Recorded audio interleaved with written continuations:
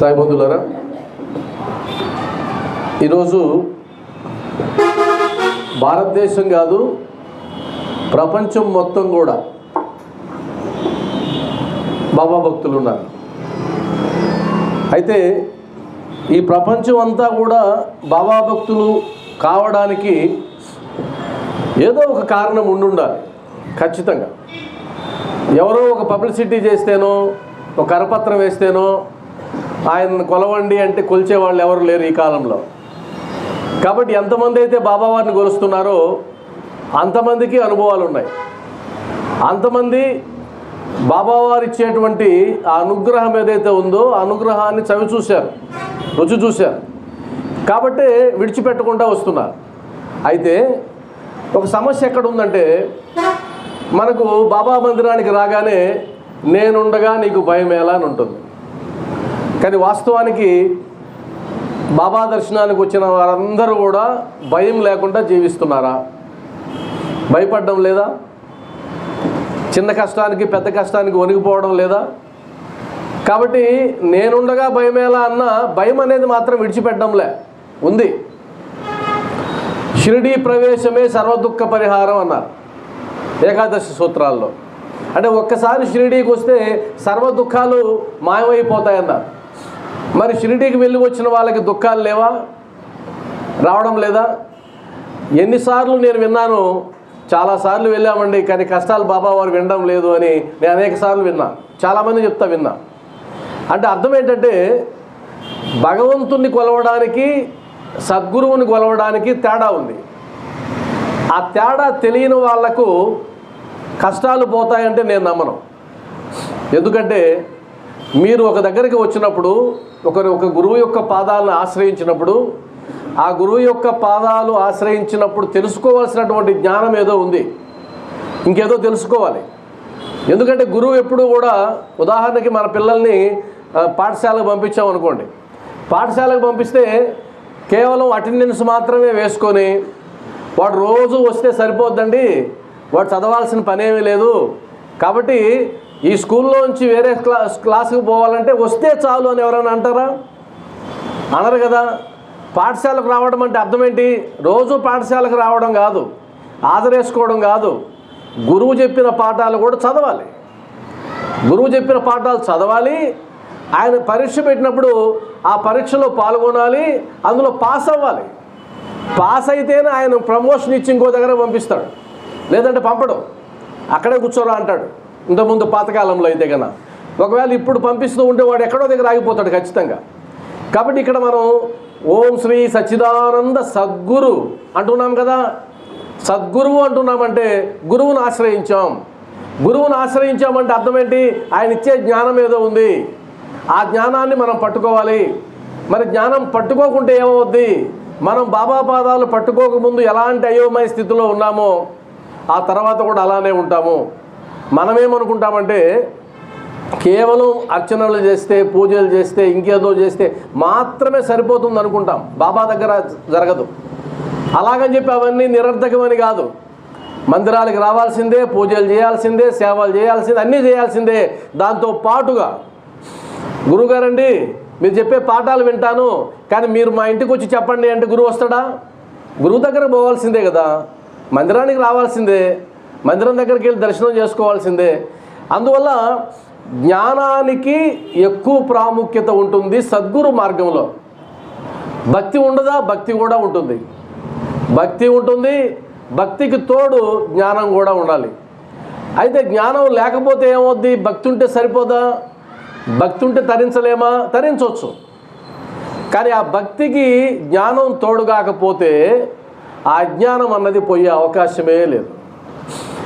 కాబట్టి మనందరం అజ్ఞానంలో ఉన్నామా లేదా ఎవరికి వాళ్ళు ఆలోచించుకోవాలి. నాకైతే తెలుస్తూ ఉంది, నేను అజ్ఞానంలో ఉన్నా. జ్ఞానం పూర్తిగా వచ్చిందని మనం ఎవరూ కూడా గుండెల మీద చేసుకొని చెప్పలేం. అజ్ఞానం అనేది ఉంది. ఆ అజ్ఞానం పోగొట్టుకోవాలంటే మనకు బాబా వారు ఇచ్చినటువంటి ఒకే ఒక మార్గం శ్రీ సాయి సచ్చరిత్ర, శ్రీ సాయి లీలామృతం, భరద్వాజ మాస్టర్ గారు రాసింది. ఏ గ్రంథం అయితేనేమి, ఏ గ్రంథమైనా బాబావారి అనుగ్రహం లేకుండా గ్రంథం బయటకు వచ్చే అవకాశం లేదు. కాబట్టి హేమట్ పంత్ గారి ద్వారా ఇది అందించాడు. భరద్వాజ మాస్టర్ గారి ద్వారా లీలామృతం అందించాడు, ఇంకొకరి ద్వారా ఇంకో గ్రంథం అందించాడు.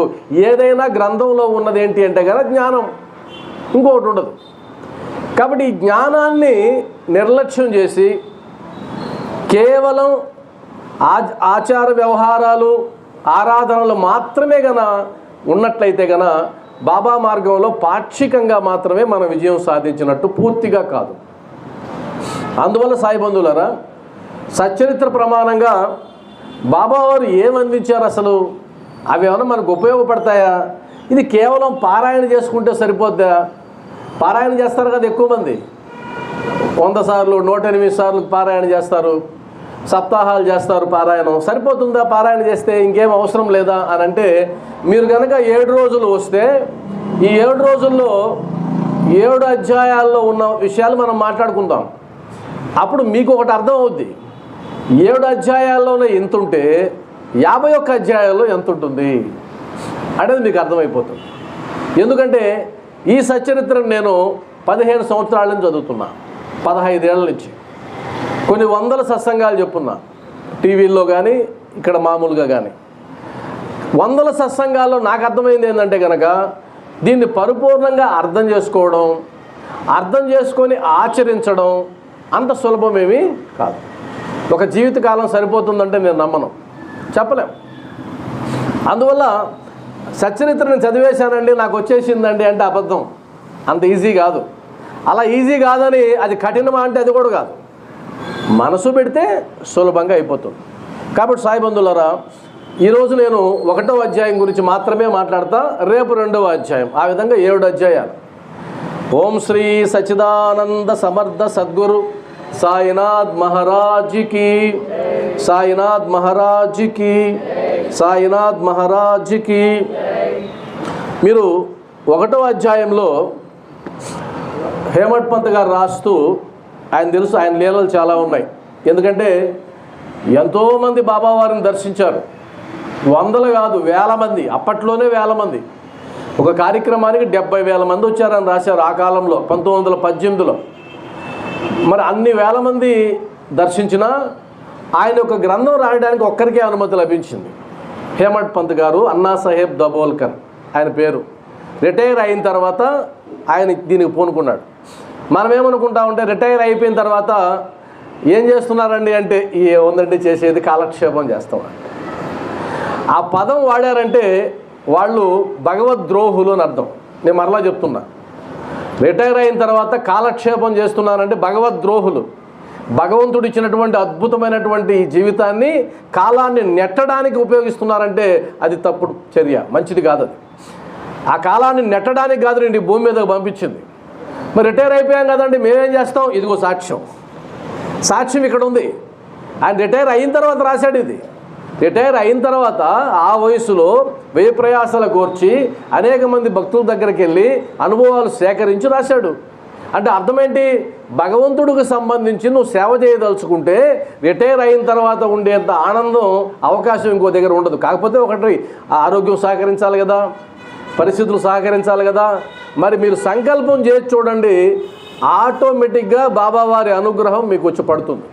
నాకు అర్థమైంది ఏంటంటే, నాకున్న అనుభవంలో ఒక సంకల్పం చేశామనుకోండి, అది బాబా సమక్షంలో, బాబా నేను మీకోసం ఈ పని చేయాలనుకుంటున్నాను అంటే, ఆ పనిని చేయించడం కాదు ఆయన ఉద్దేశం. ఆ పని జరిగేంత వరకు నిన్ను క్షేమంగా ఉంచడమే ఆయన బాధ్యత.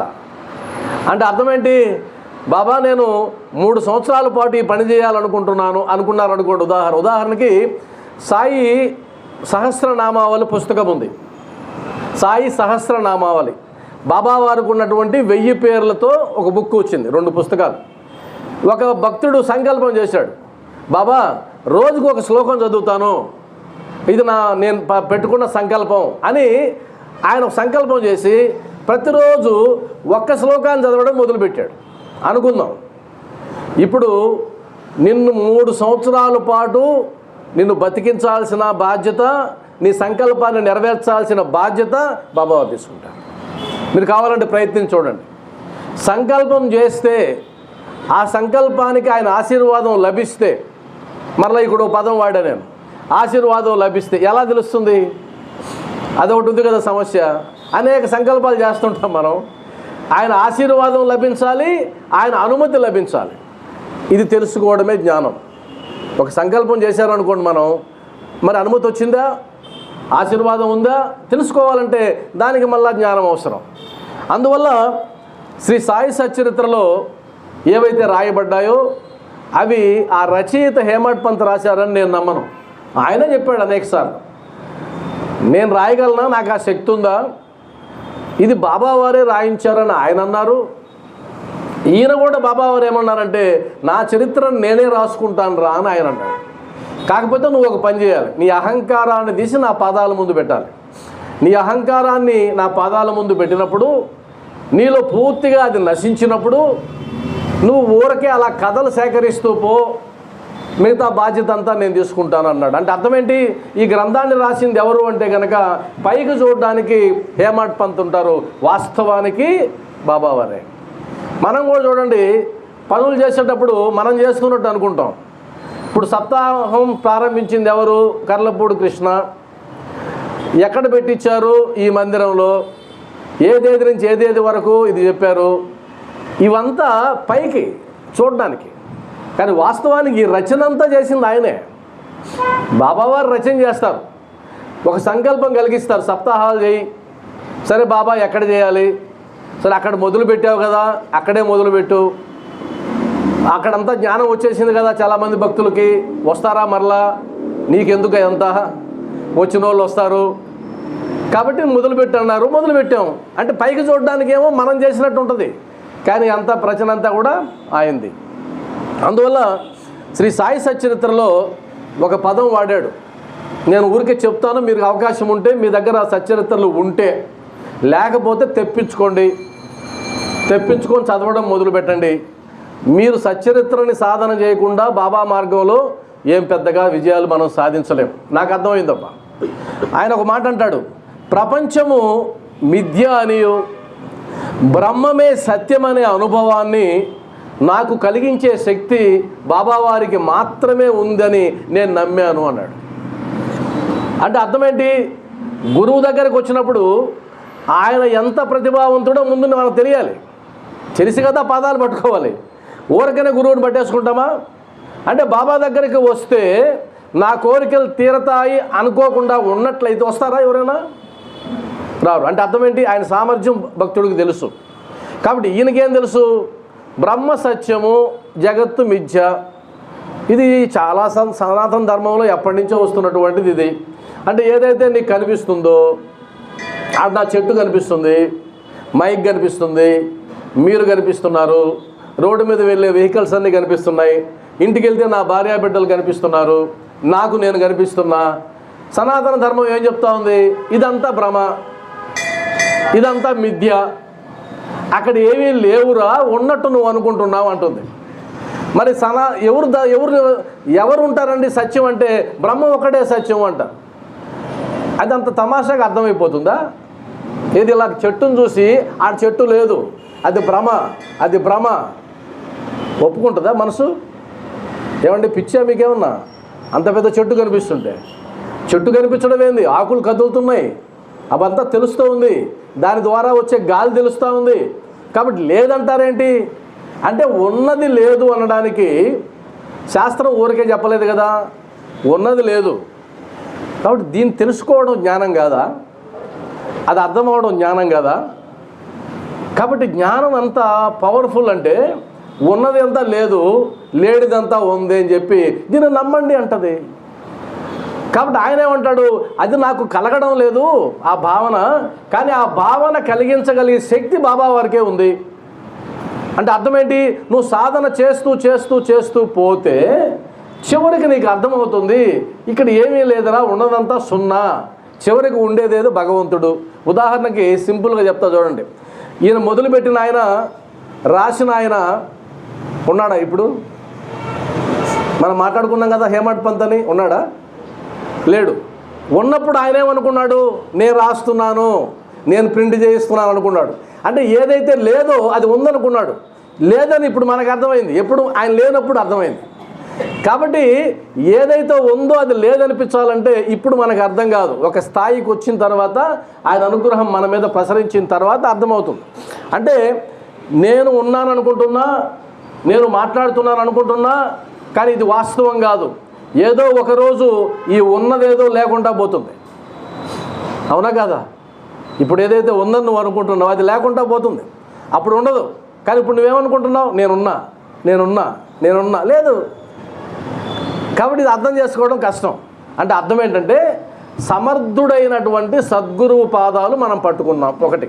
అందుకోసం చెప్పేదంతా నీకు ఆధ్యాత్మికంగా ఏ లోతుకైనా వెళ్ళండి, ఆ లోతులన్నీ మీకు అర్థం చేసేటట్టు చేసే బాధ్యతను బాబావారు తీసుకుంటారు. మీరు ఎంత లోతుకైనా వెళ్ళండి. మీరు పురాణాలు, వేదాలు, ఉపనిషత్తులు, ఇతిహాసాలు వాడన్నీ చదవండి. అవి ఏమీ నాకు అర్థం కాలేదంటే బాబా పాదాలు పట్టుకోండి, వాటన్నిటిని అర్థం చేసేటట్టు చేస్తాడు ఆయన.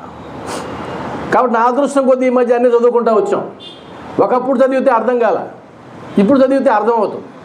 మనలో జ్ఞానం పెరిగింది కాదు, ఆయన అనుగ్రహం వచ్చింది. ఆయన అనుగ్రహం మనకు వచ్చింది. అందువల్ల సమర్థుడైనటువంటి సద్గురువుని పట్టుకున్నాం అన్నటువంటి ఎరుక మనకు ఉందా లేదా చెక్ చేసుకోవాలి. మీకు ఉందా లేదా? ఆయన సామాన్యుడు కాదు. ఎందుకంటే ఆయన ఇచ్చినన్ని అనుగ్రహాలు ఈ కలియుగంలో సద్గురువుగా ఇంకెవరు ఇవ్వలేదు. కావాలంటే చూడండి, మనకు సద్గురువులు బాబా ఒక్కరేనా ఉండేది? ఇంకెవరు లేరా? మనకు తెలిసిన సద్గురువులు ఎవరు లేరా? రమణ మహర్షి లేడా? రామకృష్ణ పరమహంస లేడా? ఇలాంటి గొప్ప గొప్ప వాళ్ళందరూ ఉన్నారు కదా, సామాన్యులేం కాదు కదా. సాక్షాత్ అమ్మవారిని దర్శించిన వాడు రామకృష్ణ పరమహంస. నువ్వెవరో తెలుసుకోమని, ప్రశ్నించమని, నేర్చుకోమని చెప్పిన వాడు రమణ మహర్షి. అలా నుంచి చూస్తే సనాతన ధర్మంలో ఎంతోమంది గురువులు ఉన్నారు. కానీ ఈరోజు బాబా వారికి ఉన్న వైభవం ఇంకెవరికైనా ఉందా? ఇన్ని మందిరాలు ఎవరికైనా ఉన్నాయా? ఇన్ని పూజలు ఎక్కడైనా జరుగుతున్నాయా? ఎందుకు జరుగుతున్నాయంటే సమర్థుడు. అందుకని మనం ఏమంటున్నాం? రాజాదిరాజ యోగిరాజ సచ్చిదానంద సమర్థ సద్గురు సాయినాథ్ మహారాజ్కి జై. ఊరికే అంటున్నామా? ఊరికే అంటాం లేదు కదా. సమర్థుడు ఆయన. కానీ ఆ సమర్థుడైనటువంటి సద్గురు యొక్క పాదాలు పట్టుకున్న తర్వాత అప్పుడు మనం ఆయన యొక్క అనుగ్రహాన్ని అర్థం చేసుకోవడం ప్రారంభించాలి. సాయి బంధువులారా, ఇందులో ఒక చిన్న లీల ఉంది ఫస్ట్ అధ్యాయంలో. అదేంటంటే మీ అందరూ తెలిసిందే, గోధుమలు విసిరే లీల. అవునా? సచ్చరిత్ర ఎంతమంది చదివారండి? ఏమనుకోకుండా మీకు చేతులు ఎత్తారా? సచ్చరిత్ర చదివిన వాళ్ళు ఎంతమంది ఉన్నారు? ఓకే, సంతోషం. అంటే సచ్చరిత్ర చదవకపోతే దోషం అని నేను అన్నంలే. లీలామృతం చదివిన వాళ్ళు ఎంతమంది ఉన్నారు? అయితే మరొకటి చెప్తా. మీకు చదివగలిగేటువంటి జ్ఞానం బాబా వారు ఇచ్చుంటే, చదవగలిగే జ్ఞానం, మీరు బాబా భక్తులు అయి ఉంటే, నేను చదవలేదండి అంటే ఎందుకు చదవలేదు మిమ్మల్ని మీరు ప్రశ్నించుకోండి. నాకు చెప్పాల్సిన అవసరం లే. నేను మళ్ళీ అడుగుతున్నా ప్రశ్న. చదవగలిగే జ్ఞానం మీకుంటే, అర్థమైంది కదా, బాబా భక్తులు మీరు అయి ఉంటే ఎందుకు చదవలేదు? పుస్తకాలు అందుబాటులో లేవా? ఉన్నాయి. ఎందుకు చదవలేదు అంటే మీ కర్మలు నశిస్తేనే నా గ్రంథాన్ని చదువుతారని బాబా వారు స్పష్టంగా చెప్పారు. నేను మళ్ళీ మిమ్మల్ని తప్పుగా అంటున్నా, అర్థం చేసుకోవద్దు. తప్పు కాదు. మీ కర్మలు నశిస్తేనే నా పాదాల దగ్గరికి రాగలరు. మీ కర్మలు నశిస్తేనే మీరు షిరిడీకి వెళ్ళగలరు. మీ కర్మలు నశిస్తేనే ఈయన యొక్క గ్రంథాన్ని చదవగలరు.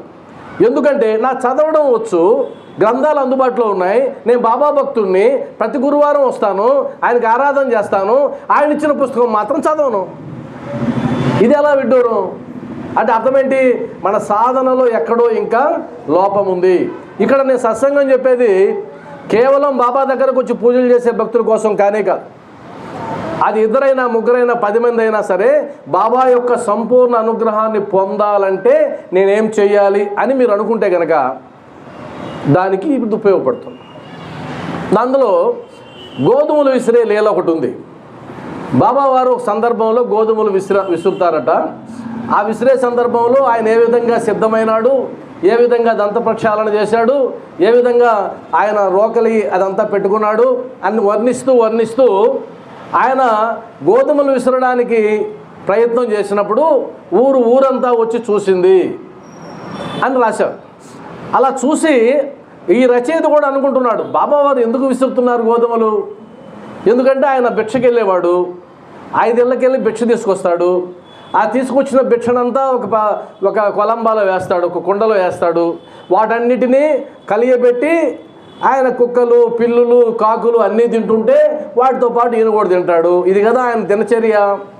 మరి ఎందుకోసం గోధుమ పిండి విసురుతున్నారు అని అనుకుంటూ ఉన్నారు, చుట్టూ చూస్తూ ఉన్నారు. అలా చూసేటువంటి క్రమంలో రచయిత కూడా ఉన్నాడు, హేమడ్ పంత్ గారు కూడా. ఆయన కూడా అనుకుంటూ ఉన్నాడు, ఎందుకు ఇలా చేస్తున్నాడు బాబావారు, ఏం అవసరం అని. అప్పుడు 4 స్త్రీలు వచ్చారు. 4 స్త్రీలు వచ్చి బాబావారిని పక్కకు జరిపి ధైర్యంగా, అందులో రాస్తారు ధైర్యంగా, ఎందుకంటే బాబావారిని ముట్టుకోవడం, పక్కకి జరపడం, ఆయన చేస్తున్న పనిని అడ్డుకోవడం, వీళ్ళు వచ్చి విసరడం సామాన్యం కాదు కదా, భయం ఉంటుంది కదా ఆయన చూస్తే అని పక్కకు జరిపి ఆయన వాళ్ళు విసరడం మొదలుపెట్టారు. ఇది చర్య. అంటే అర్థం ఏంటంటే ఆ చుట్టూ చూస్తున్న వాళ్ళు ఎవరు, పరిగెత్తుకొచ్చిన 4 ఎవరు, వాళ్ళు చేసిన పని ఏంటి?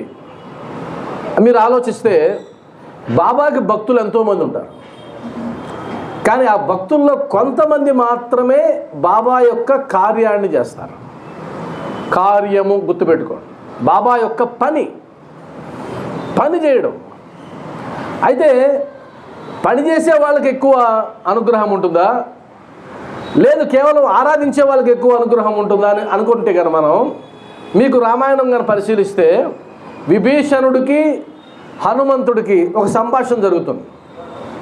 ఆ సంభాషణ ఏంటంటే, హనుమ నాకు రామభక్తి ఉంది, నేను రాముడిని ఆరాధిస్తాను, ఆయన అంటే నాకు కూడా ప్రాణమే, కానీ లోకంలో రాముడు అంటే హనుమంతుడి పేరే చెప్తారే, విభీషణుడి పేరు చెప్పరే, ఎందుకు అని అన్నాడు.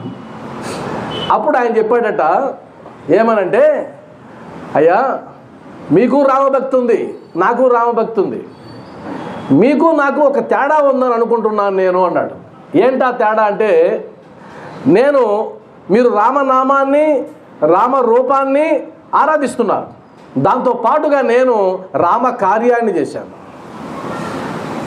సముద్రం దాటాను, లంకకు చేరాను, సీతమ్మ ఎక్కడుందో కనుక్కున్నాను, ఆమెకు ధైర్యం చెప్పాను, ఆమె జాడ రాముడికి తెలిపాను. ఇదంతా రామ కార్యం. మీరు లంకలోనే ఉన్నారు, రామభక్తి అంటున్నారు, ఒక్క పర్యాయమైనా సీతమ్మను కలిశారా, ఒక్క పర్యాయమైనా ఆమెకు ధైర్యం చెప్పారా అంటే చేయదు. మీకు అర్థమై ఉంటుంది.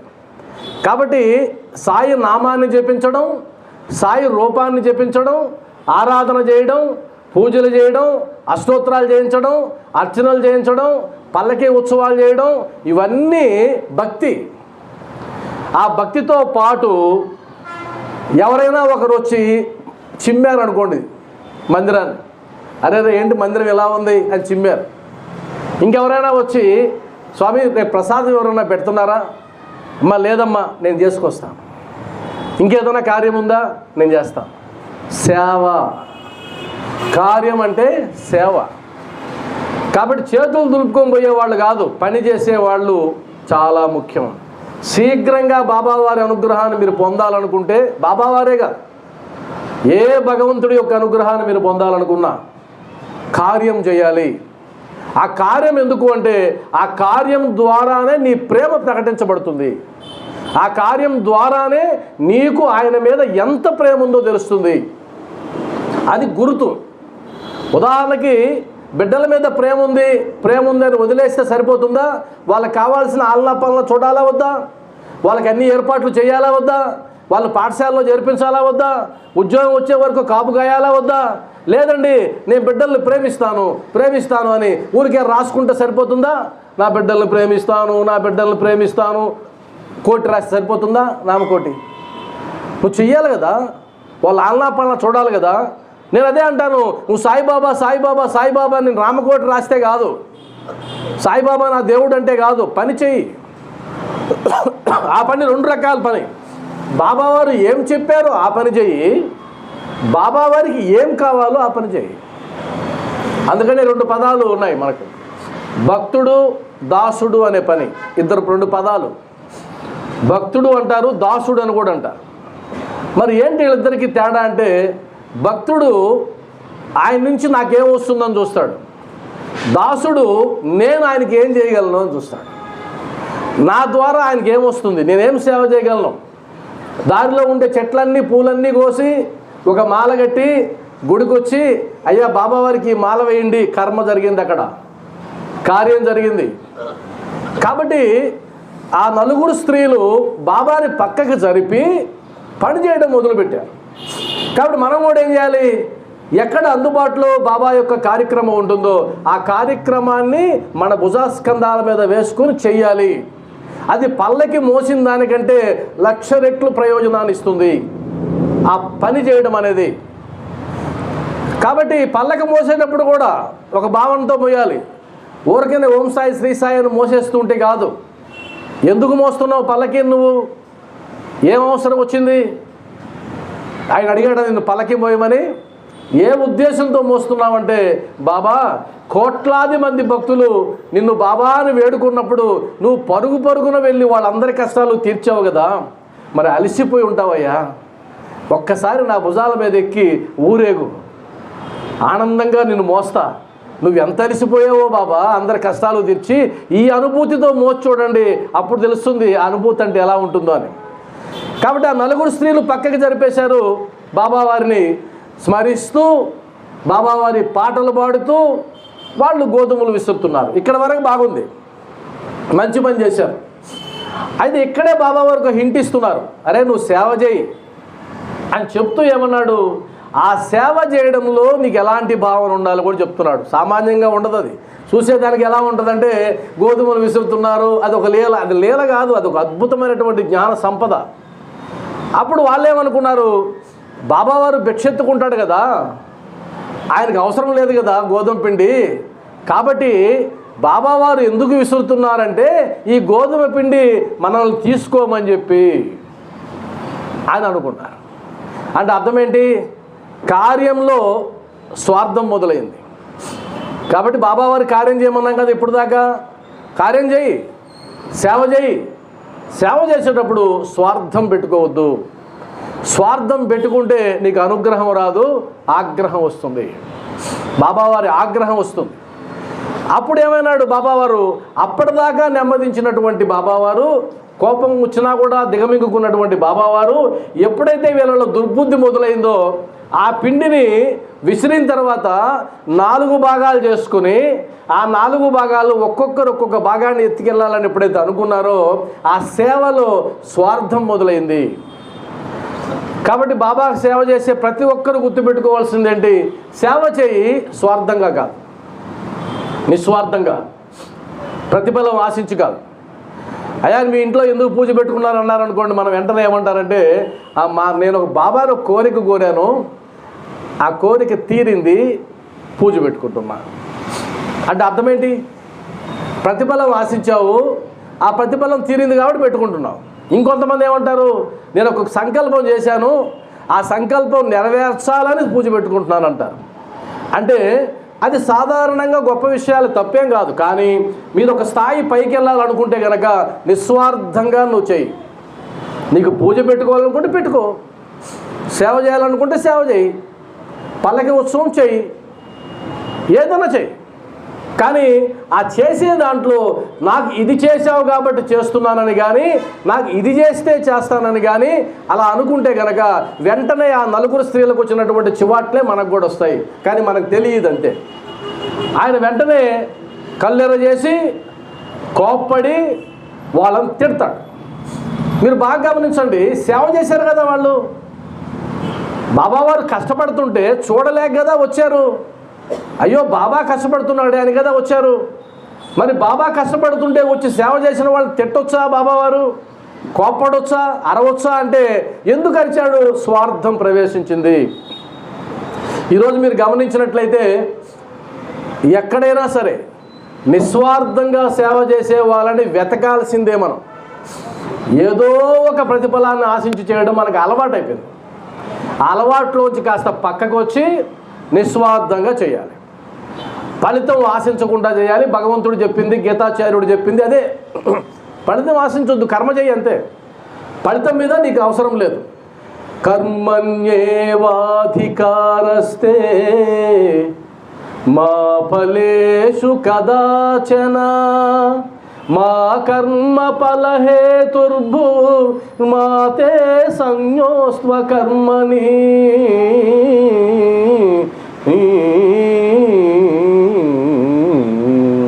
కర్మ చేయి, దాని వరకే నీకు అధికారం ఉంది.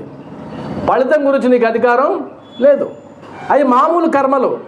నేనేం చెప్తున్నానంటే భగవంతుడి కర్మలు కూడా నీకు ప్రతిఫలం ఆశించొద్దు. భగవంతుడు చేసే సేవ కూడా నాకు ఇది ఇస్తే చేస్తానని కానీ, నాకు ఇది వచ్చింది కాబట్టి చేస్తానని వదిలేస్తే బాబా అనుగ్రహం వస్తుంది. కాకపోతే అలా కాకుంటే స్వార్థం ప్రవేశిస్తే బాబా దగ్గర చివాట్లు వస్తాయి. ఏమంటే చివాట్లు అంటే అంతకుముందు బాబావారు ఉన్నారు కాబట్టి తెలిసింది, తిట్టారు కాబట్టి. ఇప్పుడు బాబావారు తిడితే ఎలా తెలుస్తుంది? ఆయన కోప్పడ్డాడని ఎలా తెలుస్తుంది? మనకు తెలియదు కదా. ఆడ పాలరాతి విగ్రహం కదా ఉంది. ఆ పాలరాతి విగ్రహం మాట్లాడలేదు కదా. దానికి మనం పూస్తే కదా లిప్స్టిక్, మనం పెడితే కదా ప్రసాదం. ఎన్నోసార్లు ప్రసాదం పెడుతున్నాం, ఆయన తీసుకున్నట్టు గుర్తులేదే అని అంటే కనుక ఇంకా మన భావన పరిమితంగానే ఉంది. ఆయన తిట్లు ఎలా ఉంటాయంటే సవ్యంగా పోయేటువంటి నీ ప్రయాణాన్ని ఒక్కసారి అలా అంటాడు, అట్టంటాడు అంతే.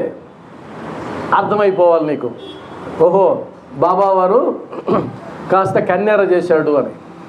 సాఫీగా పోతుంటుంది జీవితం, కానీ ఎక్కడో ఒకసారి అలా మెలికి వస్తుంది.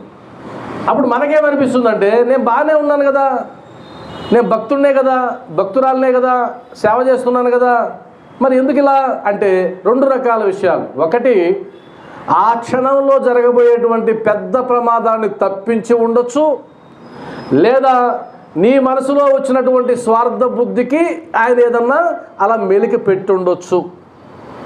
ఇది ఎవరికి అర్థమవుద్ది? ఎవరికైతే జ్ఞానం ఉంటుందో వాళ్ళకి మాత్రమే అర్థం. అందుకని జ్ఞానం అవసరం అనేది. అప్పుడు బాబావారు బాగా తిట్టాడు. ఏం తిట్టాడంటే, ఓ వనితలారా, ఇక్కడ మనం ఏమనుకోవాలి? ఓ భక్తులారా, అదే కదా మనం అనుకోవాలి. మీకు పిచ్చి పట్టిందా ఏమి? అందులో ఉన్న మాటల్ని యాజిటీస్గా చెప్తున్నాను నేను. మీకు పిచ్చి పట్టిందా ఏమి?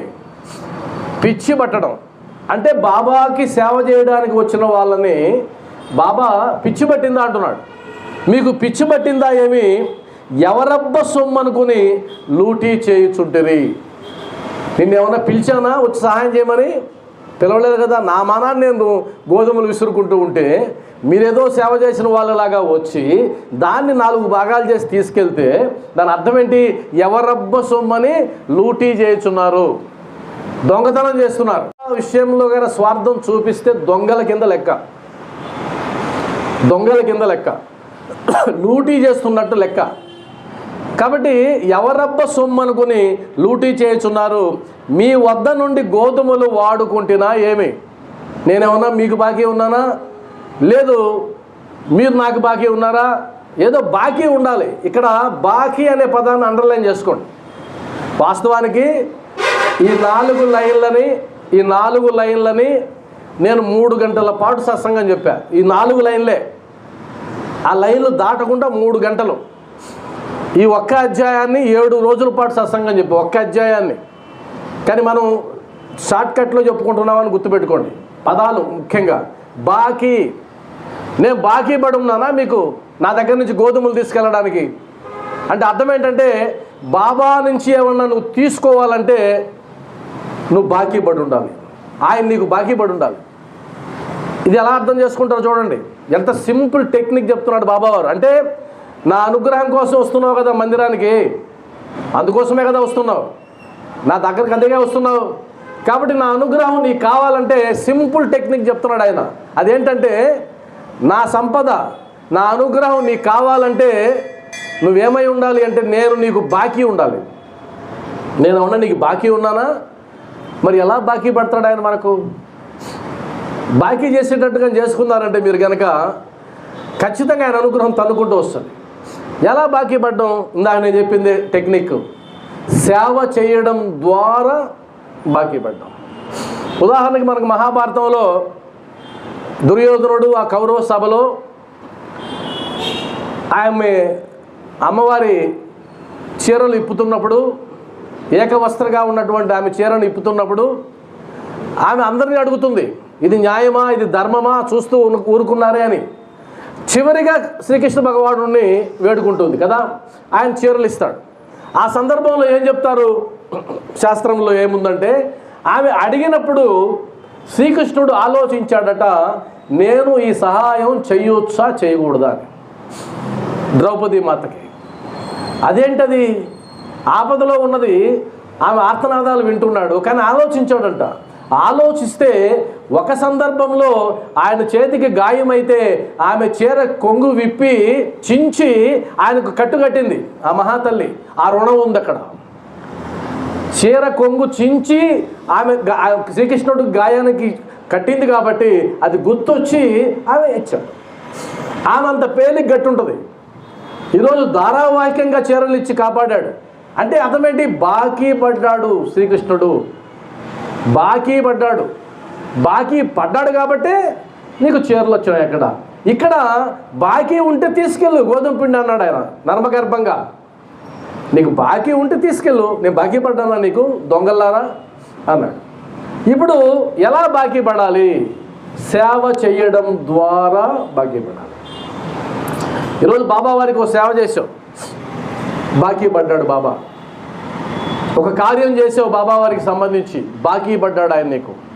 అందువల్ల ఏమంటాడు బాబావారు సూక్ష్మంగా, నన్ను రుణగ్రస్తుని చేయండి, నన్ను రుణగ్రస్తుని చేయండి, ఆ రుణగ్రస్తతలో నుంచి బయటపడడానికైనా నేను మిమ్మల్ని ఉద్ధరిస్తాను అంటాడు. కాబట్టి ఈరోజు నువ్వు చేసే సేవ ఎలా సేవ? మనస వాచ కర్మన. ఎలా సేవ? తను మన ధనాలు. ఇది మనం చెప్పింది కాదు, శాస్త్రం చెప్పింది. అయ్యా భగవంతుడిని ఎలా సేవించాలి అని అడిగితే మూడింటిని సమర్పించాలి అంటారు. నీ తనువుని, నీ మనస్సుని, నీ ధనాన్ని, మూడింటిని సమర్పిస్తే అది సేవించడం కిందకి వస్తుందంట. నేను ధనం మాత్రం జేబులోంచి ఒక్క పైసా కదిలించను. కావాలంటే నా శరీరం తీసుకో, కావాలంటే నా మనసు తీసుకో అంటే శాస్త్రం ఒప్పుకోవాలి. అందుకని శాస్త్రం ఏం చేసింది?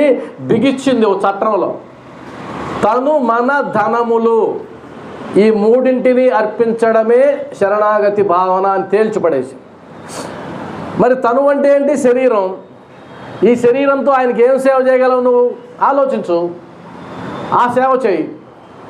నీ శరీరంతో బాబావారికి ఏం సేవ చేయగలవు అది చెయ్యి. అందువల్ల బాబావారు ఏమన్నారు?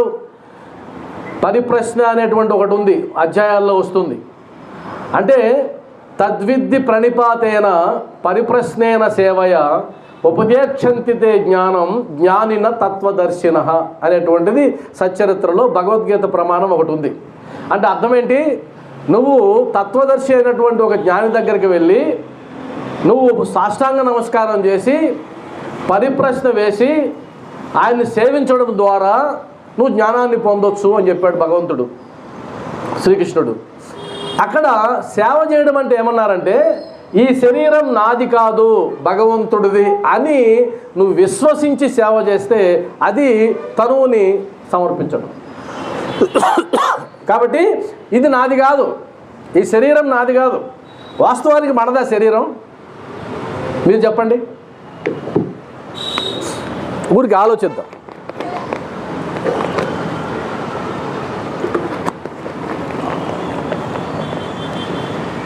ఈ శరీరం ఎవరిది? కొద్దిగా లోపలికి వెళ్దాం. ఈ శరీరం ఎవరిది అంటే ఏమంటాను? ఏమండి మా అమ్మ నాన్న నాకు ఇచ్చారండి. మీ అమ్మ నాన్నకి శరీరాన్ని ఇచ్చే సామర్థ్యం ఉందా? ఉందా వాళ్ళకి? ఒకవేళ సామర్థ్యం ఉంటే కనుక కడుపులోనే చనిపోయిన బిడ్డ ఎందుకు పుడుతున్నాడు? కడుపులోనే కాళ్ళు చేతులు లేకుండా ఎందుకు పుడుతున్నారు? కడుపులో ఉన్నప్పుడే గుండెకి చిల్లు ఎందుకు వస్తుంది? కడుపులో ఉన్నప్పుడు అవయవ లోపం ఎందుకు వస్తుంది? మీ నాన్నకి మీ అమ్మకి ఆ శక్తి ఉంటే కనుక. కాబట్టి మీ అమ్మ నాన్న ఇచ్చింది కాదు ఇది. అలా అనుకుంటున్నాం మనం. వాళ్ళకి ఆ శక్తి లేదు. వాళ్ళు ఒక నిమిత్త మాత్రులు. ఈ భూమి మీదకి మనం రావడానికి వాళ్ళ యొక్క పరికరాలు, ఉపకరణాలు అంతే. కాబట్టి ఇది ఎవరిచ్చారు? వాళ్ళకి సంబంధం లేదు. సరే, ఇంకెవరికి సంబంధం ఉంది? అంటే ఒక కణంగా మొదలైనటువంటి ఈ శరీరం ఇంత రూపు దాల్చడానికి, 9 నెలలు అమ్మ కడుపులో ఉండి అవయవాలను ఏర్పడడానికి, జడ పదార్థంగా ఉన్నటువంటి ఆ ముద్ద, ఆ గుండె కొట్టుకోవడానికి ఎవరో స్టార్ట్ చేసి వదలాలి కదా. మిషన్ అంటే ఎవడో స్విచ్ చేయాలి కదా. స్విచ్ చేస్తే కదా స్టార్ట్ అవుద్ది. మరి ఆ గుండెకు ఆ లబ్డబ్ అనేటువంటి ఆ చలన శక్తి ఎక్కడి నుంచి వచ్చింది? మీ అమ్మ స్టార్ట్ చేయలా, మీ నాన్న స్టార్ట్ చేయలా. వాళ్ళకి ఆ శక్తి లేదు. అది ఒక జడ పదార్థం ప్రారంభమైంది, 9 నెలలు అంటుకుంటూ ఉంది. ఆ ఎదిగే క్రమంలో గుండె స్టార్ట్ చేసింది ఎవరు? ఈ నరాలన్నీ పెట్టింది ఎవరు? అద్భుతమైన మెదడు ఇచ్చింది ఎవరు? ఊపిరితిత్తులు వచ్చింది ఎవరు? ఈ అద్భుతమైన శరీర నిర్మాణం మీ అమ్మకి నాన్నకి సాధ్యం కాదే. అంటే అర్థం ఏంటి? ఈ శరీరం భగవంతుడిచ్చింది. కాబట్టి భగవంతుడిచ్చిన ఈ శరీరాన్ని భగవంతుడి సేవకే ఉపయోగించడం ధర్మం. అంటే ఉదాహరణకి అమ్మ నాన్న చూసుకోవాలి అన్నాం కదా. మాతృదేవోభవ, పితృదేవోభవ, ఆచార్య దేవోభవ. ఎందుకు అమ్మ నాన్న చూసుకోవాలి? ఈ శరీరం ఎదగడానికి వాళ్ళు తోడ్పడ్డారు కాబట్టి. అంటే అర్థం ఏంటి? ఎవరైతే నీ శరీరం ఎదగడానికి తోడ్పడ్డారో వాళ్ళని చూసుకునే బాధ్యత నీది. మరి ఈ శరీరం రావడానికి కారణమైన వాడిని చూసుకోవాల్సిన బాధ్యత ఎవరిది? నీది కాదా? మీరు ఇలా ఆలోచించి చూడండి. ఈ శరీరం ఇచ్చింది భగవంతుడు అనుకుంటే కనుక ఇది నాదేంటి, ఇది ఆయన సేవ కోసమే ఉంది. ఇది తనువునివ్వడం. మరి మనసునివ్వడం అంటే ఏంటి? మన మనసు నిండా ఆలోచనలు, రకరకాల ఆలోచనలు. మరి ఎన్ని రకాల ఆలోచనలు చేస్తాం? రోజుకి 60,000 ఆలోచనలు చేస్తాడు ఒక మనిషి, సగటు మనిషి. 60,000 ఆలోచనలు. ఈ 60,000 ఆలోచనలన్నీ ఎవరి కోసం ఉంటాయి? కుటుంబమే, అవునా కదా? సంసారం, భార్య, భర్త, బిడ్డలు, ఈ సామాజికంగా ఏదైతే ఉంటాయో అవన్నీ ఆలోచించడానికి 60,000 విషయాలను ఆలోచిస్తావు రోజుకి. మరి ఆ ఇచ్చిన కెపాసిటీ అంతా నువ్వు నీ స్వార్థానికి వాడుతున్నావా లేదా? ఇక్కడ స్వార్థం అనే మాట ఇందాక మాట్లాడుకున్నాం కదా మనం. వాడుతున్నావా లేదా? మరి ఇప్పుడు ఏం చేయాలి? దానికి పాటుగా నీకు ఈ శక్తి ఎవడైతే ఇచ్చాడో వాడి కోసం ఉపయోగించు. ఎందుకు ఉపయోగించాలండి? ఎందుకంటే అది నీ కోసమే. ఎందుకు నీ కోసం? ఇప్పుడు ఎవరి గురించి అయితే ఆలోచిస్తున్నావో వారు చివరికంటా వచ్చే అవకాశం లేదు. అవకాశం ఉందా? లేదు. ఎంతవరకు వాళ్ళతో ఉంది మనకు అనుబంధం? ఈ శరీరం జీవంతో ఉన్నంత వరకు ఉంది. ఈ శరీరం నిర్జీవం అయిపోయింది. ఇప్పుడు ఎవరు తోడు? నీకు తోడు అవసరమా అండి? అనద్దు. ఎందుకంటే మనం హిందూ సాంప్రదాయంలో ఉన్నాం, సనాతన ధర్మంలో ఉన్నాం. ఆత్మజ్ఞానం మనకు బోధించబడింది. ఈ శరీరం అశాశ్వతం, ఆత్మ శాశ్వతం అని మనకు అనేక సనాతన గ్రంథాలు చెప్తూ ఉన్నాయి కదా. అంటే అర్థం ఏంటి? ఆత్మ శాశ్వతం అంటే ప్రయాణం మొదలైంది, అది కొనసాగుతూ ఉంది. నీకు తోడు కావాలి కదా. తోడు కావాలంటే ఎవరైతే నీకు చివరికంటా ఉండగలరో వారి స్మరణ తప్ప నీకు ఇంకొక గత్యంతరం లేదు. భగవంతుడు ఎందుకు స్మరించాలా అంటే ఏదో పని లేకండి కాదు, నీ బాధ్యత. నీ బాధ్యత. ఒకవేళ అంత జ్ఞానం నాకు లేదండి అంటే కనుక ఈరోజు ఎవరి గురించి అయితే నువ్వు ఆలోచిస్తున్నావో వాళ్ళు నిన్ను నిర్లక్ష్యం చేశారనుకుందాం. ఇప్పుడెవరు తోడు నీకు? బిడ్డల కోసం పాకులాడుతున్నావు, నీ టైం బాగాలేక బిడ్డలు నిన్ను ఆదరించలా, నిన్ను పక్కన తోసేశారు. ఇప్పుడు తోడు కావాలి కదా. ఎవరు నీకు తోడు? పక్కింటి వాళ్ళు తోడు వస్తారా? రారు. నీకు అప్పుడు కూడా తోడు ఆయనే. సమాజంలో నువ్వు బహిష్కరించబడ్డావు, తోడు ఆయనే. అంటే అర్థం ఏంటి? నీ మనసులో ఆయనకు ఒక స్థానం అన్నది ఇప్పటి నుంచి అలవాటు చేసుకుంటే ఒకప్పటికి నీకు ఉపయోగపడుతుంది. నేను మరలా చెప్తున్నా, 60 ఏళ్ళు దాటిన తర్వాత ఆధ్యాత్మిక చింతన ఎవరైతే చెయ్యరో వాళ్ళు చూసేదాన్నే నరకం అంట. నరకం అంటే ప్రత్యేకంగా ఎక్కడా ఉండదు పైన. 60 ఏళ్ళు దాటిన తర్వాత ఆధ్యాత్మిక చింతన లేకుండా ఉన్న వాళ్ళు ఖచ్చితంగా అనుభవించేది నరకం. ఎందుకంటే అగమ్య గోచరంగా ఉంటుంది. అదే భక్తితో ఉన్నవాళ్ళు ఏం పట్టుకోరు, ఏది ఉంటే కానివ్వండి అంటారు. నాకు తెలిసిన ఒక ఆమె 90 ఏళ్ళ ముసలావిడ ఉంది. 90 ఏళ్ళ ముసలావిడి బాబా భక్తురాలు. ఆమెకు పెళ్ళైన తర్వాత వాళ్ళ హస్బెండ్ ట్రైన్లో చనిపోతే, ఆ ట్రైన్ కూడా రేణుగుంటకి వెళ్ళిపోతే, రేణుగుంటలో 2 రోజుల తర్వాత కనుక్కుంటే వేరే వాళ్ళు, ఆ తర్వాత అడ్రస్ కనుక్కొని పార్సల్ పంపించారు ఆమెకి. భరించింది దాన్ని. ఆ తర్వాత బిడ్డలు, అల్లుళ్ళు మొత్తం ఒక్కొక్కరు దాటుకుంటూ వెళ్ళిపోయారు. కళ్ళ ముందే చనిపోయారు. భరించింది. నాకు పరిచయం అయ్యేటప్పటికి ఆమె పుట్టెడు దుఃఖంలో ఉంది. ఆ తర్వాత ఒక కొడుకున్నాడు.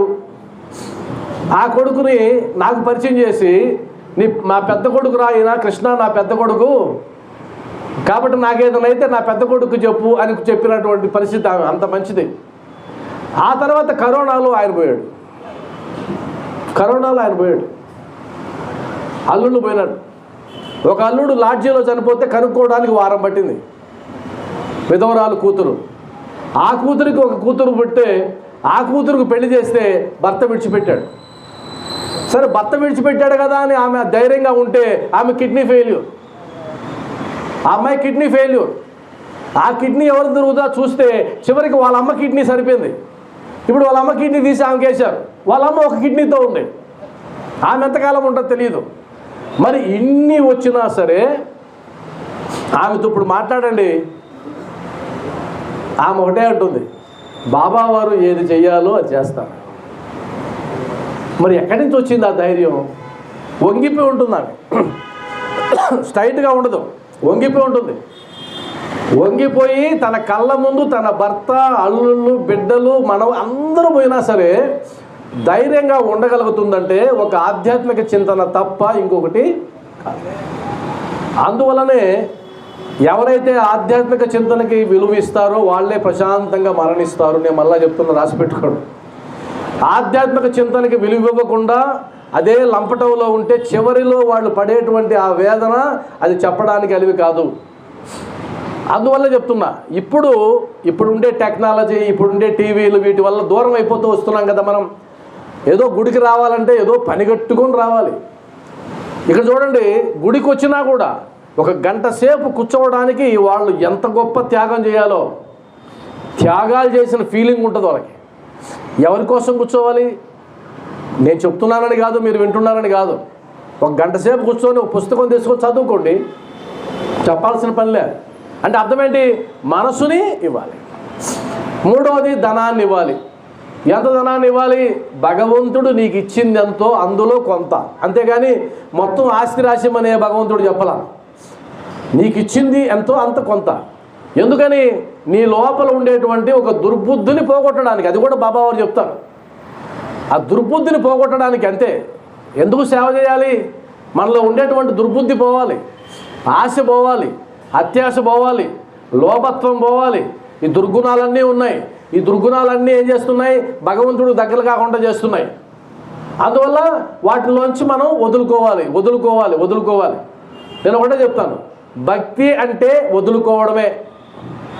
భక్తి అంటే వదులుకోవడం. ఏం వదులుకోవాలి?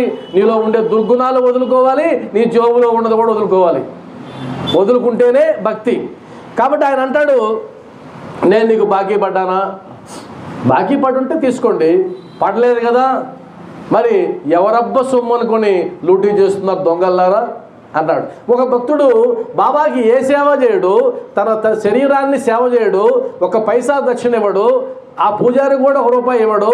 ఆయన కూర్చొని బాబా నా కోరికలు తీర్చు అంటే అప్పుడు బాబా వారు మూర్ఖుడా, లోభి, దొంగ, పొర బయటికి అంటాడు.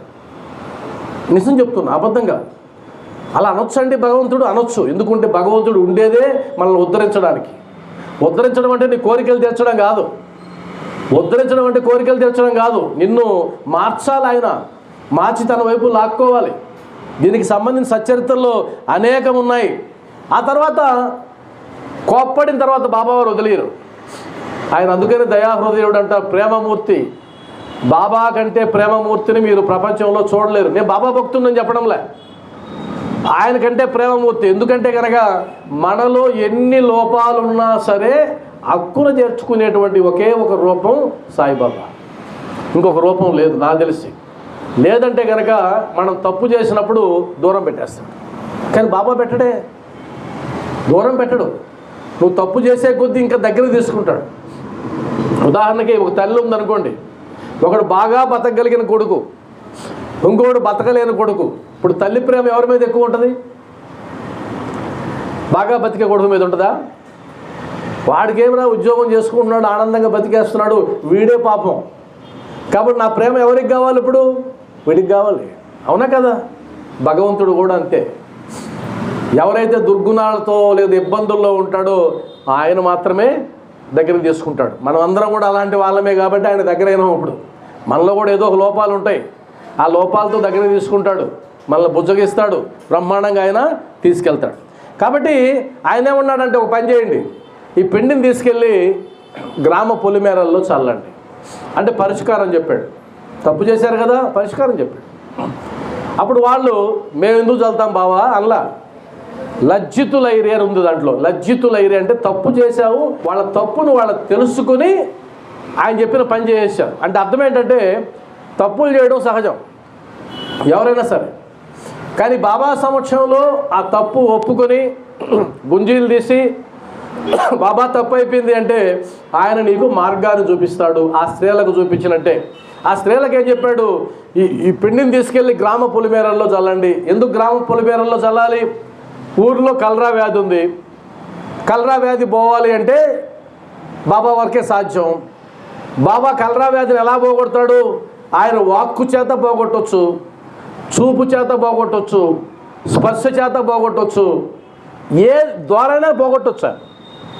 ఆయన అప్పుడే ఎంచుకున్నాడు, భక్తుల యొక్క పాపాలని విసిరి ఆ భక్తుల పాపాలను విసరడం ద్వారా వచ్చినటువంటి గోధుమ పిండిని ఆయన పొలిమేరల్లో చల్లి కలరా వ్యాధిని పోగొట్టాడు అని ఉంది. అంటే ఒక మంచి పని చేయడానికి నలుగురు స్త్రీలను ఉపయోగించాడు. అంటే వాళ్ళ తప్పు కాస్త పోయింది, పక్కకు పోయింది. అందువల్ల బాబా భక్తులుగా మనకున్నటువంటి అవకాశం ఏంటంటే సాధ్యమైనంత వరకు బాబా సేవ. ఈరోజు మనం మాట్లాడుకునేది ఏంటంటే బాబా సేవ ఎప్పుడు అవకాశం వచ్చినా చేయాలి. అందులో ఒళ్ళు దాచుకోకుండా మనసు పూర్తిగా మనకు సాధ్యమైనంత వరకు బాబా సేవ చేయాలి. అలా చేసినందువల్ల నీ తప్పులు క్షమించడమే కాకుండా నీ ద్వారా కొన్ని పుణ్యకార్యాలు కూడా చేయిస్తాడు బాబా. అదే గోధుమ పిండి చల్లడం. ఇది ఒక గొప్ప పాఠం కాదా మనకు? ఇంతకు మించిన పాఠం ఉంటుందా? చిన్న ఉదాహరణలతో బాబా వారు జీవిత సత్యాన్ని బోధించారా లేదా? ఒప్పుకుంటున్నామా లేదా? మరి ఒక పారాగ్రాఫ్లో ఎంత ఉంటే ఇంకా 51 అధ్యాయాల చరిత్రలో ఎన్ని జీవిత పాఠాలు ఉంటాయి? వాటన్నిటినీ మనం నేర్చుకుని సందర్భం వచ్చినప్పుడు కానీ మనం పెట్టగలిగితే ఆచరణలో అంతకుమించి ఏం కావాలి మనకు? అంతకుమించి అవసరం లేదు. అందువల్లనే నేను ఎప్పుడని చెప్తున్నా, బాబా వారికి సంబంధించి మీకు ఎక్కడ ఏ కార్యక్రమం జరుగుతున్నా దయచేసి హాజరు కండి. ఈరోజు చూడండి, ఒక 10 రోజుల నుంచి మేము బ్యానర్ కట్టాం, 10 రోజుల నుంచి పాంప్లెట్లు పంచుతున్నాం. ఆ పాంప్లెట్లు బ్యానర్లు దృష్టితో 100 మంది 200 మంది పైన చూసుంటారు కదా. ఆ 200 మంది మనసులో బాబావారు ఇక్కడ ఏదో ఒక కార్యక్రమం జరుగుతుంది, ఆ కార్యక్రమానికి హాజరవ్వాలి, కూర్చోవాలి అని సంకల్పం ఎందుకు ఇవ్వలేదు? ఇక్కడే పెద్ద రహస్యం ఉంటుంది. చూసాం కదా. సరే, చూసిన వాళ్ళకి ఈరోజు ఏమన్నా విపరీతమైన పనులు ఏమన్నా ఉంటాయా? ఉండవు. అంత పనులేమి ఉండవు. ఒక గంట వెచ్చించలేరా? వెచ్చించవచ్చు. కానీ ఈ సీక్రెట్ మీకు తెలిస్తే బాబావారు ఎప్పుడు ఎవరిని ఎక్కడ కూర్చోబెట్టాలో ఆయన నిర్ణయిస్తాడు. ఆ నిర్ణయం ప్రకారమే జరుగుతుంది, దానికి భిన్నంగా జరగదు. అందువల్ల ఏమంటారంటే, ఇప్పుడు 99 అడుగులు వేసావు బోరు వేయడానికి. ఒక అతను అనుకున్నాడు, అయ్యా ఇంకా లాభం లేదండి, ఆ బోరు వేసాయని చెప్పాడు. ఇంక లాభం లేదు, ప్రయాస వేస్ట్, డబ్బులు దండగా. అందువల్ల ఆపేద్దాం అన్నాడు. యజమాని అనుకున్నాడు 99 అయిపోయింది, ఇంకొకటి వేయరా అన్నాడు. ఆ ఒక్కటేసాడు, నీళ్లు పడ్డాయి. మరి ఆ ఒక్క అడుగే కదా నిర్ణయిస్తుంది, మొత్తం తేడా ఉంది, ఒక్క అడుగే. కాబట్టి నీ జీవితకాలం నువ్వు ప్రయత్నం చేస్తున్నావు బాబా అనుగ్రహం కోసం. మన శిశుపాలుడు తప్పులు ఉన్నాయి కదా, శిశుపాలుడు తప్పులన్నీ కౌంట్ చేసుకుంటూ పోయాడంట శ్రీకృష్ణ భగవానుడు. 99 తప్పులు చేశాడు, ఇంకొక తప్పు ఉంది. ఆ ఒక్క తప్పు చేసేస్తే వీడిని సంహరించవచ్చు. ఇప్పుడు ఎవరు ఎదురు చూస్తున్నారు? శిశుపాలుడు తెలుసా ఆ విషయం? ఒక్క తప్పు చేస్తే చాలు, వీడి తల ఖండిస్తా అని ఆయన కూర్చున్నాడు. ఆ ఒక్క తప్పు చేశాడు, శిరస్సు ఖండించాడు. అది వ్యతిరేకమైన పని. ఇక్కడ బాబావారు అంటారు, నీ కర్మ నశిస్తూ ఉంది, నశిస్తూ ఉంది, నశిస్తూ ఉంది, ఇంకొక అడుగు ఉంది. ఆ ఒక్క అడుగు పూర్తి, ఆ ఒక్క అడుగు ఏది? సేవకు సంబంధించి మాట్లాడుతున్నా. ఆ ఒక్క అడుగు పూర్తి చేసి చూడు, నీకు అనుగ్రహం వస్తుంది. ఆయన అనుకుంటాడు, మనం ఆ ఒక్కడుగే తప్పించేస్తూ ఉంటాం, అక్కడే పోతుంటాం. అందువల్ల ఎప్పుడు అవకాశం వచ్చినా సరే బాబావారి సన్నిధిలో జరిగే ఏ కార్యక్రమం అయినా సరే అవకాశం ఉంటే ఖచ్చితంగా హాజరు కావాలి. అవకాశం లేదు ఆయన ఏమనుకోడు, ఆయన తెలుసు కదా మనకు అవకాశం ఉందా లేదా అని. అయితే అవకాశం వచ్చినా కూడా నిర్లక్ష్యం మాత్రం చేయొద్దు అనేది ఈరోజు అధ్యాయంలో. తర్వాత తిరగల గురించి చెప్తారు. చూసారా మీరు? ఆ ఒక్క దానికే 1 గంట పైన అయింది సత్సంగం, ఆ చిన్న లీలకే. ఆ తర్వాత కబీర్ గురించిన ఒక సన్నివేశం ఉంది. కబీరు, ఒక స్త్రీ ఆ తిరగలు విసురుతూ ఉంటే ఆ తిరగలు విసరడాన్ని గమనించాడట. గమనిస్తే ఆ పైన ఒక రాయి ఉంది, కింద ఒక రాయి ఉంది, పైన పిడి ఉంది, మధ్యలో ఆ ధాన్యం పడుతూ ఉంది. వాళ్ళు విసురుతూ ఉంటే ఆ ధాన్యం నలిగిపోతాయి కదా, నలిగి పిండవాలి. ఆ పిండయ్యేదాన్ని చూసి అయ్యయ్యో వాటికి ఎంత కష్టం వచ్చింది, అనవసరంగా నలిగిపోతున్నాయి అని బాధపడ్డాడట. నేను కూడా ఈ జీవితంలో ఆ విధంగా నలిగిపోతున్నాను కదా అని బాధపడితే నిపతి నిరంజనుడు అనేటువంటి ఒక గురువు ఆయనకు ఉపదేశం ఇచ్చాడు.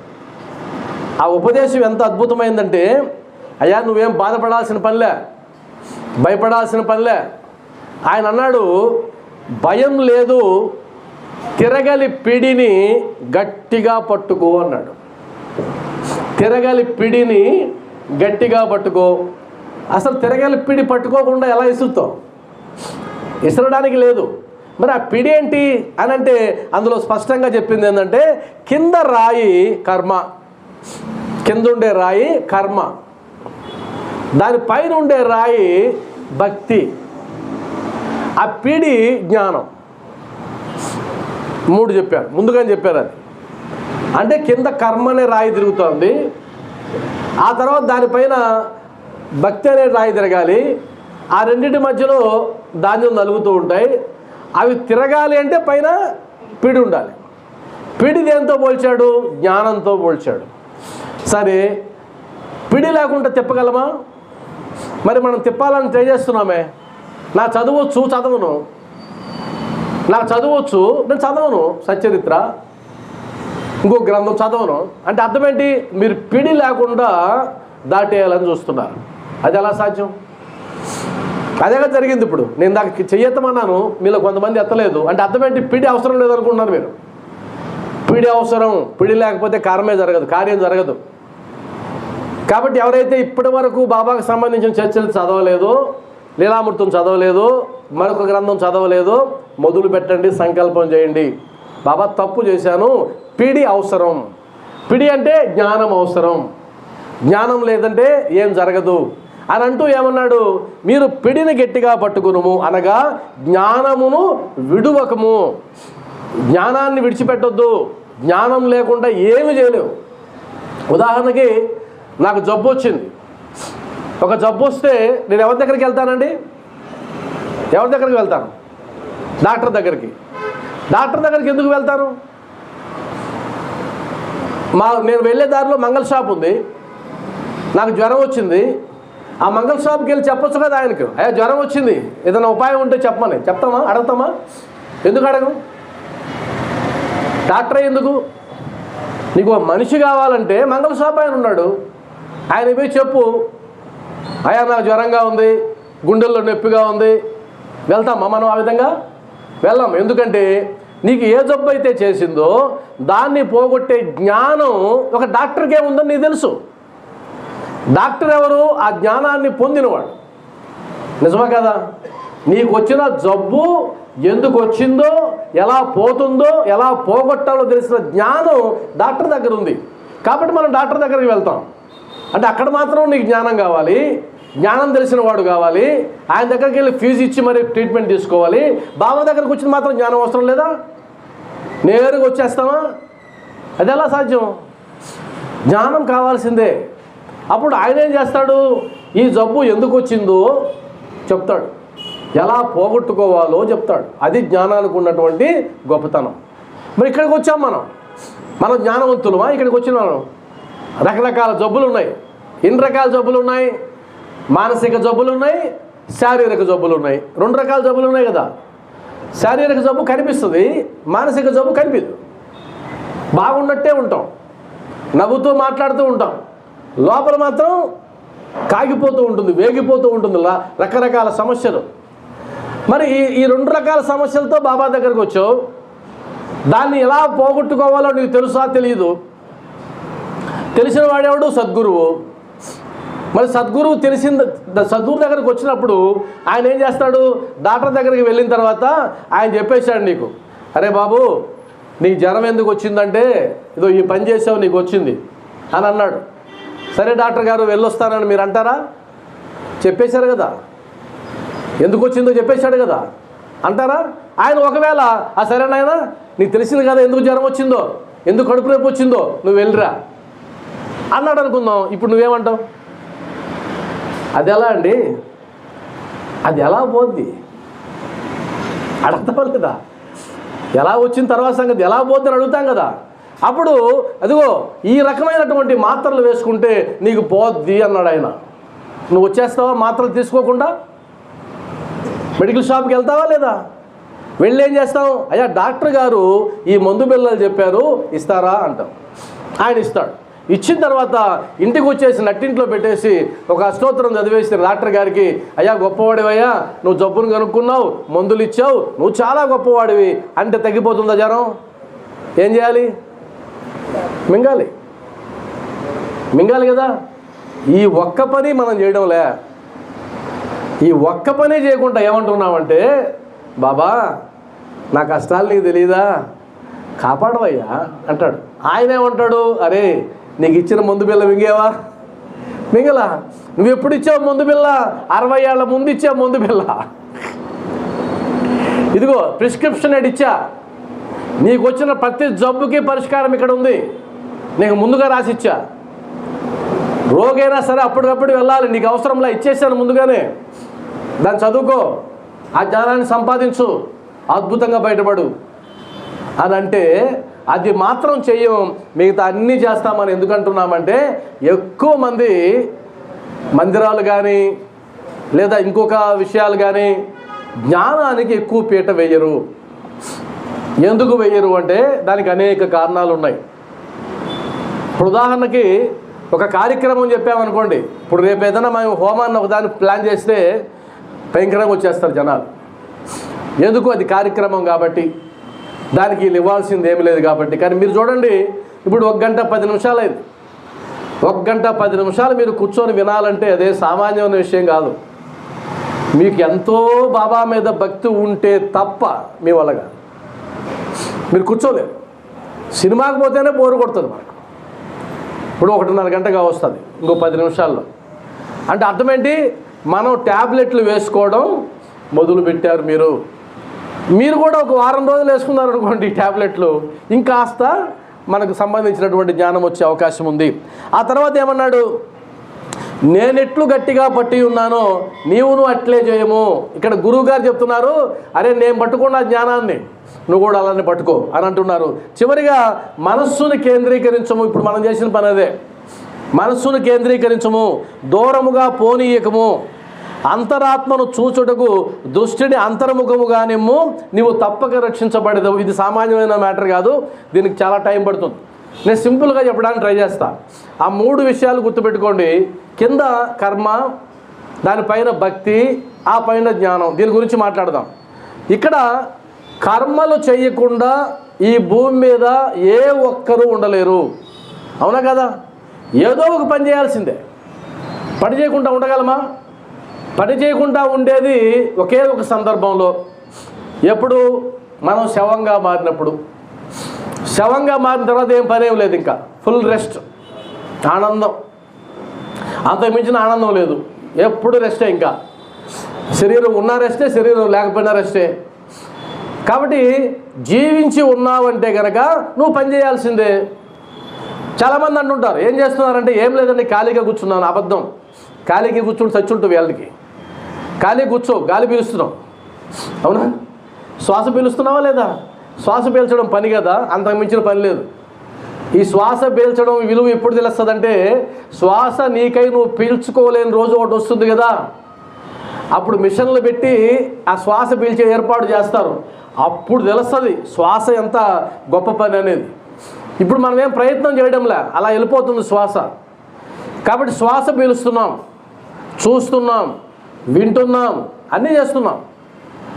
కాబట్టి ఈ పని చేసేటప్పుడు, ఈ కర్మలు చేసేటప్పుడు భక్తి భావనతో చెయ్యి. పైన భక్తి ఏంటి? భక్తి భావన. ఇప్పుడు ఉదాహరణ మనం అంటాం, నేను భక్తుడినండి, నేను భక్తురాలినండి. ఏంటి భక్తురాలంటే? ఏంటి భక్తుడంటే? భక్తుడు అంటే అర్థం ఏంటంటే, అక్కడ ఒకరున్నారు, నాకు పైన ఒకరున్నారు, నా అధిపతి ఒకరున్నారు, నా ప్రభువు ఒకడున్నాడు, ఆయన దాసుడునై నేనున్నాను. నా జీవితంలో జరిగే ప్రతిదానికి ఆయన బాధ్యుడు, నేను బాధ్యుడిని కాదు. కాబట్టి నన్ను ఉద్ధరించేవాడు ఒకడు ఉన్నాడు, ఆ ఉద్ధరించేవాడు అడుగుజాడల్లో నేను నడుస్తున్నాను. నా బాధ్యత ఇంతవరకే, దీనికి నేను ప్రభువుని కాదు, నేను జస్ట్ ఊరకనే చేస్తున్నట్టు నటించేవాడిని. ఇదంతా నటన. దీని వెనక దర్శకత్వం ఒకటి ఉంది, డైరెక్టర్ ఒకడు ఉన్నాడు. ఆ డైరెక్టర్ ఏదైతే ఇస్తుంటాడో ఆజ్ఞ ప్రకారం నటిస్తూ ఉంటాను అని అనుకోవడమే భక్తి. ఉదాహరణకి సినిమాలకు వెళ్తాం మనం. సినిమాకి వెళ్ళినప్పుడు అద్భుతమైన సన్నివేశం జరుగుతుంది. ఆ సన్నివేశం చూసి బా ఏం నటించాడురా అనుకుంటాం. కానీ వాస్తవానికి ఆయన నటించడానికి కారణం ఎవరు? డైరెక్టర్. డైరెక్టర్ ఏం చెప్పాడో అది చేశాడు ఈయన. కాకపోతే కొద్దిగా బాగా చేశాడు అంతే, చేయడంలో బాగా చేశాడు.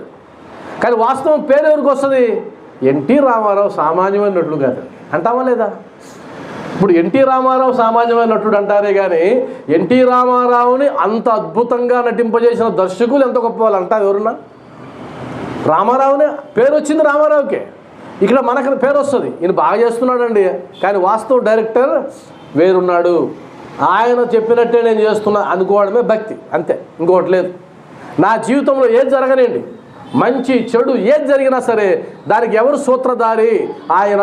పాత్రధారి నేను పాత్రను పోషిస్తున్నాను, నేను సూత్రధారిని కాదు. ఈ ఎరుక ఎవరికైతే వస్తుందో వాళ్ళది భక్తులు అంటారు. లేదు అంతా నేనే చేస్తున్నానండి, భక్తుడు కాదు, అహంకారి. మొత్తం నా వల్లే అవుతుంది, నేను సంతకం పెడితేనే అవుతుంది. అందువల్ల బాబా వారు సందర్భంలో అంటారు, ఒక భక్తుడు వస్తాడు, బాబా ఈయన యజమాని ఆయన అంటాడు.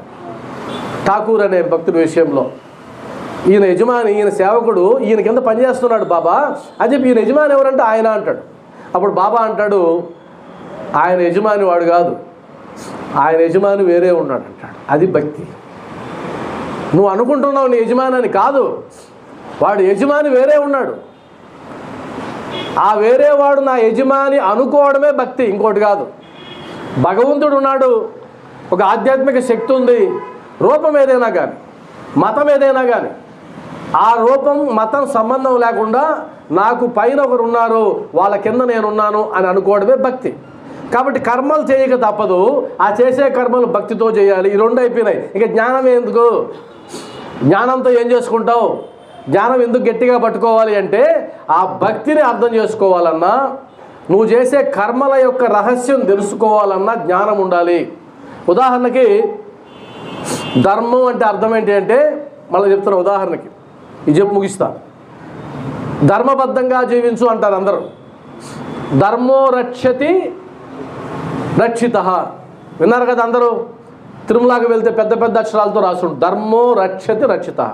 అయ్యా నువ్వు ధర్మాన్ని రక్షిస్తే ధర్మం నిన్ను రక్షిస్తుంది, నువ్వు ధర్మాన్ని పాటిస్తే ఆ ధర్మం నిన్ను కాపాడుతుంది అన్నారు కదా. నేను అడుగుతా, ధర్మం అంటే ఏంటి? మీకేం తెలుసు ధర్మం అంటే? అడిగామనుకోండి ఎవరినన్నా, ధర్మం అంటే ఏంటండి అని అంటే ధర్మం అంటాడు. ధర్మం అంటే చెప్పమంటే అప్పుడేమంటాడు, శాస్త్రం ఏదైతే చెప్పిందో, ఏది చేయమని చెప్పిందో అది ధర్మం అంట. ఓకే, శాస్త్రం నీకు తెలుసా? వేదాలు చదివావా? వేదాల్లో ఏముందో రహస్యాలు నీకు తెలుసా? అంటే ఊరకనే ధర్మంగా జీవించు, ధర్మం పాటించు అంటే కుదరదు. ఆ ధర్మం ఏంటో తెలియాలి. ధర్మబద్ధంగా జీవించడం అంటే ఏంటో తెలియాలి, శాస్త్రం అంటే ఏంటో తెలియాలి. ఇవేమీ తెలియకుండా ధర్మో రక్షతి రక్షితః అంటే ఇది అబద్ధం, ఇది జరగదు. కాబట్టి జ్ఞానం ఉండాలి. జ్ఞానం లేకుంటే ఎలా ప్రవర్తించాలి, ఎలా ప్రవర్తించకూడదు తెలియదు. ఏది మంచి ఏది చెడు తెలియదు, ఏది వాస్తవం ఏది భ్రాంతి తెలియదు. దీనంతటిని కలిపేమంటామంటే అజ్ఞానం అంటాం. ఈ అజ్ఞానాన్ని పోగొట్టేదే జ్ఞానం. ఇప్పుడు క్లియర్గా అర్థమైందా? అర్థమైందని అనుకుంటున్నాడు. ఇంతకంటే సులభంగా చెప్పలేం. కాబట్టి పనులు చేయాల్సిందే కర్మ, భక్తితో చేయాలి. చేసే క్రమంలో జ్ఞానం అనే పిడిని గట్టిగా పట్టుకోవాలి. సాయి భక్తులకు జ్ఞానం ఎక్కడ ఉంది? సచ్చరిత్రలో ఉంది, గ్రంథాలలో ఉంది, అనుభవాలలో ఉంది. ఇప్పుడుండే టెక్నాలజీకి అవన్నీ అందుబాటులోనే ఉన్నాయి. ఉదాహరణకి దాదాపు నా యూట్యూబ్ ఛానల్లో 500 ఉపన్యాసాలు ఉన్నాయి. 500 ఉపన్యాసాలు కేవలం సచ్చరిత్ర మీదనే ఎక్కువ ఉన్నాయి. 200-300 ఉపన్యాసాలు ఉన్నాయి. అప్పుడు ఏం చేయొచ్చు? ఎవరికైనా సచ్చరిత్ర మీద క్లారిటీ కావాలంటే నీ దగ్గర టెక్నాలజీ ఉంది, నీ కాడ ఫోన్ ఉంది, వాడచ్చు. హారతులు వినాలి, గుడికి వెళ్ళాల్సిన అవసరం ఇప్పుడుందా? లేదు. నీకు జోబీలో మొబైల్ ఉంది, నువ్వు ఏ పని చేస్తున్నా హారతి పెట్టుకొని వింటూ ఉండొచ్చు. లేదు, షిరిడీకిలో లైవ్ ఏం జరుగుతూ ఉంది, బాబావారు ఎలా ఉన్నారు, ఏ అలంకరణతో ఉన్నారు చూడాలనిపించింది, ఇప్పుడు షిరిడీకే వెళ్ళాలన్నా? లేదు, టీవీ పెడితే లైవ్ వస్తుంది, బాబావారు ఇప్పుడు అక్కడ ఎలా ఉన్నారో అలా చూడొచ్చు. అంటే అర్థమేంటి? మనసు ఉంటే మార్గం ఇప్పుడు ఉంది. అందువల్ల సాయి బంధువులారా, మీరు ఖచ్చితంగా మీరు గన బాబా యొక్క సంపూర్ణ అనుగ్రహాన్ని మనం పొందాలనుకుంటే మనకున్న ఒకే ఒక మార్గం జ్ఞానాన్ని ఒడిసిపెట్టుకోవడం. ఆ జ్ఞానాన్ని ఒడిసిపెట్టుకునే కార్యక్రమంలో భాగంగానే సప్తాహం ప్రారంభమైంది ఇక్కడ. ఈ సప్తాహం ప్రతిరోజు 7 నుంచి 8:30 వరకు ఇక్కడ జరుగుతుంది. 20వ తేదీతో పూర్తవుతుంది. వారం రోజుల పాటే ఇక్కడ 1 నుంచి 7 అధ్యాయాలు. ఆ తర్వాత వేరే టెంపుల్లో 8 నుంచి మళ్ళీ అక్కడ మొదలవుతుంది. అందరూ నెల్లూరులోనే ఉండేవాళ్ళమే కదా. మనసుంటే మార్గం ఉంటుంది. మీకు మనసుంటే అక్కడ కూడా రావచ్చు.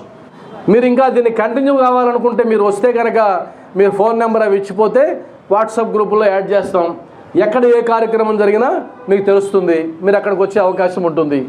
కాబట్టి సాయి బంధువులారా, ఈ అవకాశం బాబావారు ఇచ్చినందుకు బాబావారికి ప్రత్యేక ధన్యవాదాలు తెలియజేసుకుంటూ, ఓం శ్రీ సచ్చిదానంద సమర్థ సద్గురు సాయినాథ్ మహారాజ్కి, సాయినాథ్ మహారాజ్కి, సాయినాథ్ మహారాజ్కి స్వస్తి.